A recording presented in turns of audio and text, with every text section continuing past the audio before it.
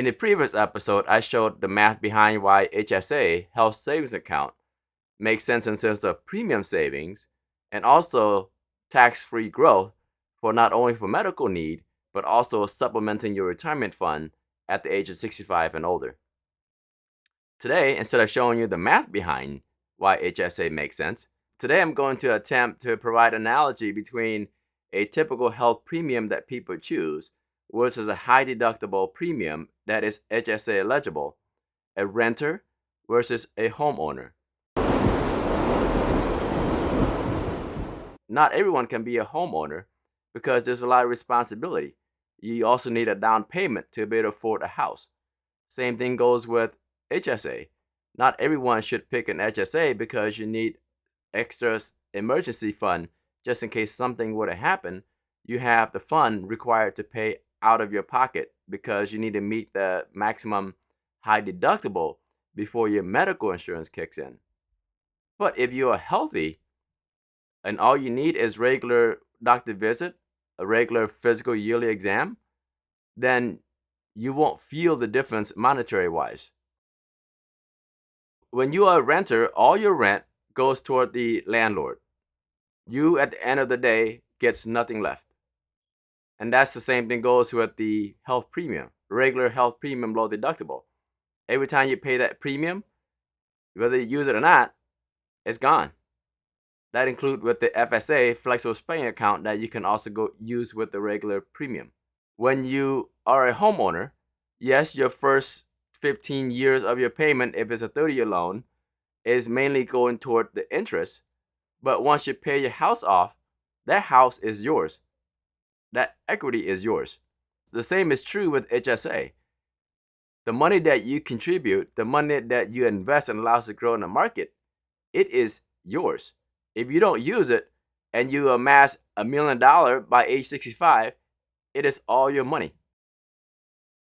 Being a renter, you don't have to worry about paying for all the different repair costs, roof breaks, water heater, anything plumbing, anything related to repair and maintenance. You don't have to worry about it. The landlord will take care of it.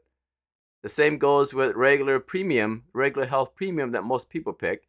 It's a little bit lower deductible. And if you have to go to a doctor, you only pay slight co-premium, slight co-pay, but you don't have to worry about paying enormous amount of out-of-pocket expenses. Whereas in homeowner, you have to make sure you have enough funds to cover just in case you need to replace an expensive roof or water heater breaks or plumbing issues. You have to shell that out of your pocket. With HSA, it's the same way. You have to make sure you have enough funds to cover any unforeseen event because you're going to have to expense that out of your pocket. And in order to be a homeowner, you need to make sure you have enough money to down payment for the house and you have enough money for future fixes. Being an HSA is the same thing.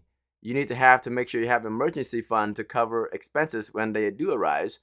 And you also need to make sure you are in a good health condition to make sure that you don't have any unnecessary repair that costs you the expense out of your pocket.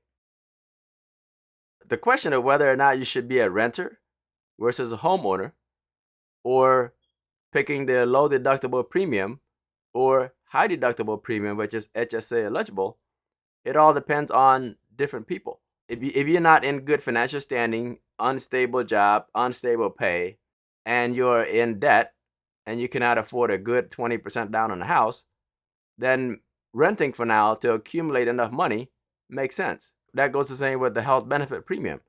If you don't have emergency fund for an unforeseen medical event that you pay out of your pocket, and if you're not in a good health condition that costs you to go to the doctor office more often, which to have high recurring costs, then stick with the lower deductible because you avoid extra costs when you have to go to the doctor or when you have to get all the different medication.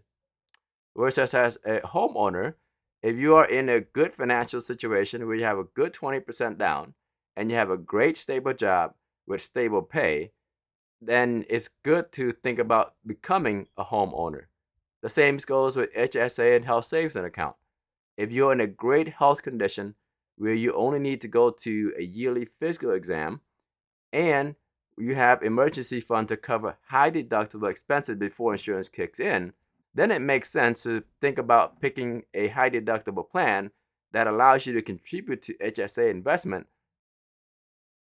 I don't get paid by the medical insurance company or the company to sell you an HSA. I'm just giving you different options, give you the analogy, and hopefully that kind of makes sense. Some people, being a renter makes sense, and others, being a homeowner makes sense.